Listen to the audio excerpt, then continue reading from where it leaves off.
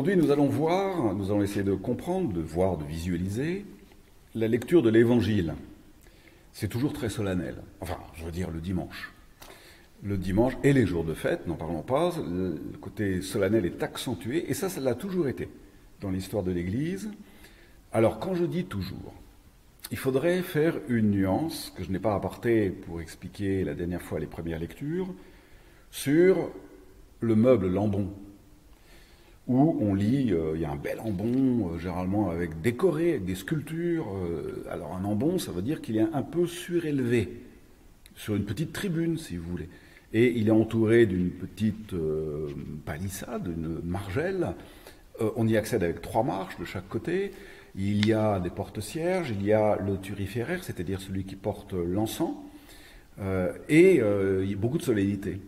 On le chante, etc. Mais, ce que je viens de dire, n'a pas toujours été. On l'a oublié. L'ambon a disparu. Ah, c'est très étrange.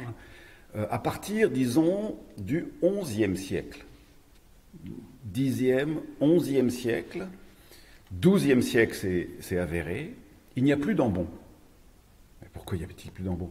Mais parce qu'il n'y a plus de lecture. Comment ça se fait qu'il n'y ait plus de lecture? Eh bien, c'est tout simplement que les lectures deviennent, comme le reste de la messe d'ailleurs, du XIIe au XVIe siècle, la messe devient l'affaire des prêtres. D'ailleurs, qui comprend, les prêtres à peine, qui comprend la langue qui est utilisée dans la liturgie? Et donc, on a tellement bien compris ce bug de l'histoire que, à quoi bon lire l'Évangile en latin puisque personne ne le comprend? Donc on ne lit plus. L'Évangile et l'Épître, car dorénavant il n'y a plus qu'une lecture avant l'Évangile, sont lus à l'autel, donc dos aux gens. Alors, il y a une petite nuance, selon les endroits, entre Milan ou bien Byzance, celui qui fait la lecture de l'Évangile, celui qui fait la lecture de l'Épître, ne se place pas tout à fait au même endroit. L'Épître, on le lit, quand vous regardez l'autel, on le lit à droite. À droite. Ce qui veut dire que si les églises sont orientées, tournées vers l'Orient. À droite, c'est au sud. Alors que l'Évangile, lui, est proclamé tourné vers le nord, à gauche. Pourquoi? Parce qu'on annonce l'Évangile aux ténèbres. On annonce la lumière là où elle ne va pas ordinairement. Alors c'est extraordinaire comme symbole. Alors de fait, on trouve ça quand il y a des grands ambons, et quand les ambons disparaissent, on garde cette coutume. Et donc, à l'autel, dans l'ancien rite, si vous voulez, à l'autel, vous aviez le prêtre, il lisait, c'est souvent lui qui lisait l'épître, il lisait l'épître à droite, puis vous le voyez, hop, qui déplace le livre pour lire l'évangile à gauche, c'est-à-dire au nord. Donc vous voyez, il y a quand même une belle signification là. Bon, hélas, on a perdu le corps même de cette liturgie de la parole, qui est quand même d'entendre, d'annoncer, de proclamer et de rendre efficace la parole de Dieu. Bon, mais ça, qu'est-ce que vous voyez? C'est un bug qui est arrivé dans l'histoire. Il n'y avait pas de sono. Il commençait à y avoir du monde dans les églises. Bon, voilà, c'est arrivé. Et puis, il faut savoir que non seulement au XIIe siècle, le clergé, la messe est devenue l'affaire du clergé, mais que le clergé s'est entièrement cloisonné. Vous aviez à l'intérieur des églises, les grandes églises, pas les églises de village, vous aviez une église dans l'église, c'est-à-dire un chœur clos.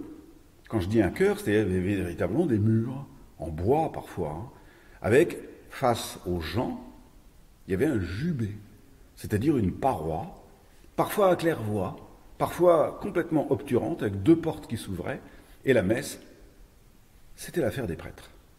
Alors qu'est-ce qu'ils faisaient les gens?